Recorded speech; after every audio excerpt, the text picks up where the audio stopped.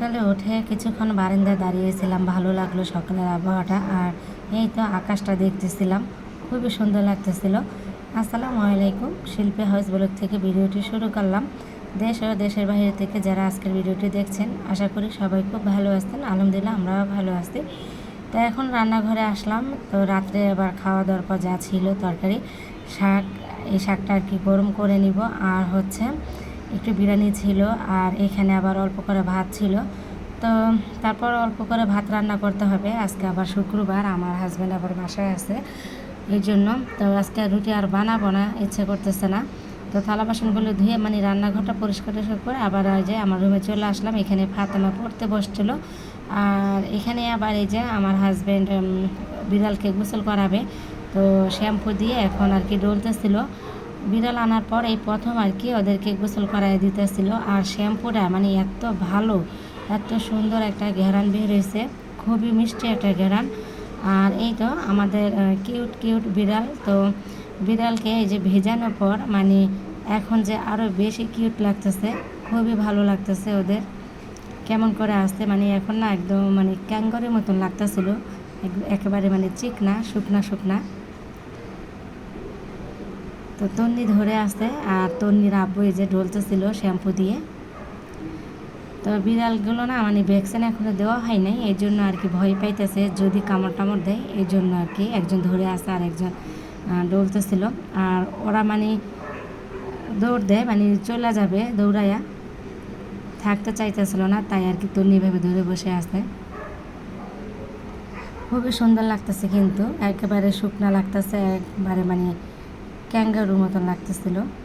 তো যাই হোক, আমি আবার একটু নিচে গেছিলাম, এই যে ভ্যানের থেকে পেঁয়াজ, তারপরে সবজি নিয়ে আসছি, আর হচ্ছে আলু।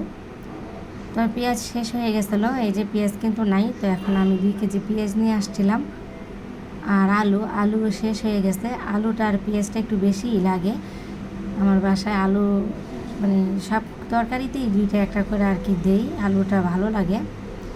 আর পেঁয়াজ তো লাগেই, বেশি করে পেঁয়াজ দিয়ে হয় আর কি, পেঁয়াজ একটু বেশিই লাগে। তো এখন আপাতত নিয়ে আসলাম 2 কেজির মতো নিয়ে, তারপরে আবার পরে লাগলে আবার আনবো। তো এখন এই যে আলুটা নিচেই রাখি, যেহেতু আলুতে একটু বালি থাকে, তো এই জন্য আমি নিচের যে থাকটা ওইখানে আর কি রাখা হয় এখানে।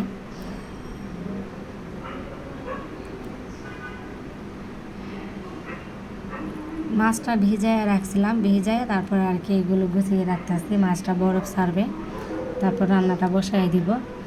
আর এই যে পলিগুলো ফেলে দিব না, এগুলো এই যে বড় পলিতে আর কি রেখে দিব। পলিগুলো না আবার অনেক সময় কাজে লাগে, মানে একটু ময়লা টলা আর কি ফেলে যায়, ময়লা টলা রাখা যায়।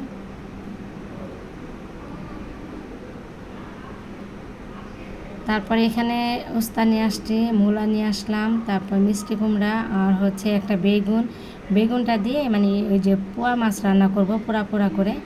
আর এই যে আলু দিব, ভাজি করব উস্তাতে একটা আলু দিব, আর বেগুনে একটা আলু দিব, আর হচ্ছে মিষ্টি কুমড়াটা ভাজি করে নিব। তো রাত্রে আবার কালকে মানে রাত্রে যেটু বিরিয়ানি রান্না করছিলাম, তো এখন ভাবতেছিলাম যে একটা মুরগি ভিজাই, তো মুরগিটা ভুনা করি। তারপর আমার আর কি মেয়েরা বলতেছিল যে আজকে মুরগি রান্না করা লাগবে না, আজকে একটু ভাজি টাজি কিছু করো। এই জন্য আর কি আমি এখন এই যে ভাজি করে নিব, যেহেতু বাচ্চারা খাবে না মুরগি, তাহলে করে তো আমার এখন লাভ নেই, তাই না? আজকে একটু ভাজি বা একটু মাছটা রান্না করি, তা হয়ে যাবে। এই বটিটা দিয়ে না মানে বেশি একটা আমি ওভাবে কাটি না, আরেকটা বটি আছে নিচে বসে কাটি, ওই বটিটা কাটা হয় না দেখে মানে ধারটা চলে গেছে, কাটতে কাটতে আবার ধার হয়ে যাবে। তো যাই হোক, এখন সবজিগুলো সব কাটা শেষ, আর মাছটা ভাজতেছিলাম। তারপর 2 চুলা বসাই দিচ্ছি বেগুন তরকারিটা, আর হচ্ছে যে করলা ভাজি হয়ে গেছে, মিষ্টি কুমড়া ভাজিও কিন্তু হয়ে গেছে। তো পোড়া করব, তরকারির ঝোলটা অল্প দিছি, এটা শুকিয়ে গেলে পরে নামিয়ে নিব। তারপর আমি এখন আবার গোসলখানা চলে আসছি। গোসলখানায় এই যে কিছু কাপড় ছিল, এগুলো আমি এখন ভিজাবো। মেয়ে এই যে গোসল করে এইভাবে রেখে দিয়েছিল, তো এখন এগুলো ধুবো। আর আমারও কিছু কাপড় আছে, তারপর হচ্ছে ফাতেমার আব্বুরও কিছু কাপড় চোপড় আছে। ফাতেমার আব্বুর তো কাপড় প্রতিদিনই মানে ফেলে এভাবে রাখে, তো আমি ধুয়ে দেই। তো এখন এগুলো সব ভিজায় রেখে তারপর আবার ঘরটা গুছাই নিব।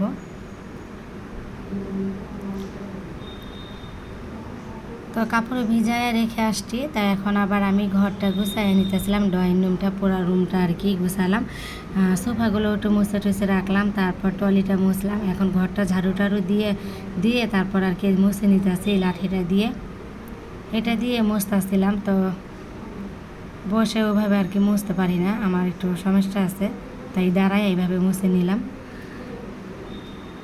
তো ঘরটা মোছা শেষ হলো, আর এখন আবার আমি আবার চলে আসলাম গোসলখানায়, কাপড়গুলো ধুয়ে নিব। আর এই যে মোটা এই তাওয়ালটা দিয়ে না, এটা আবার বিড়ালকে দিয়ে দিছি। বিড়ালকে যখন গোসল করানো হবে তখন আবার এই তাওয়াল দিয়ে আর কি মুছবে। তাই বিড়ালের তাওয়ালটা আর কি সুন্দর করে আমি ধুয়ে নিতেছিলাম, বাইরে এটারে ময়লা হয়ে গেছিলো, পাউডার দিয়ে ভিজাইছে, পাউডার মনে হয় একটু কম হয়ে গেছে। তারপর এখন বাইরে এটারে ধুয়ে নিই। এমনি তো প্রতিদিনই কাপড় ধোয়া হয়, অত বেশি বাচ্চাদের কাপড় অত বেশি আর কি ময়লা না, প্রতিদিনই ফেলে প্রতিদিনই ধুই।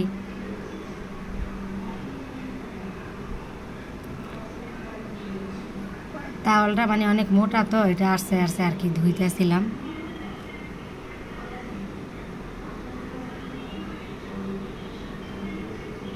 তো এইভাবে আর কি ধুয়ে ধুয়ে নিতেছি কাপড়গুলো। তো কাপড় দিয়ে গোসলটা করে নিব। তো গোসলটা করে নিলাম, তারপর এখন চলে আসলাম খাওয়া দাওয়ার জন্য ডাইনিং টেবিলে। তো এখন আর কি আমরা খেয়ে নিব। আর তরকারিটা আমি আর বাটিতে বাড়ি নেই, এভাবে রাখলাম, কারণ এখন যেই গরম পড়ছে, দুপুরের মানে খাওয়া দাওয়া শেষ করে না বিকালে আবার আরেকবার একটু গরম করতে হবে তরকারি। তো এখন ভিডিওটা আমি রাখবো, সবাই ভালো থাকবেন, সুস্থ থাকবেন। যারা এতক্ষণ আমার ভিডিওর সাথে ছিলেন সবাইকে অনেক অনেক ধন্যবাদ। আজ তাহলে এই পর্যন্তই। আসসালামু আলাইকুম, আল্লাহ হাফেজ।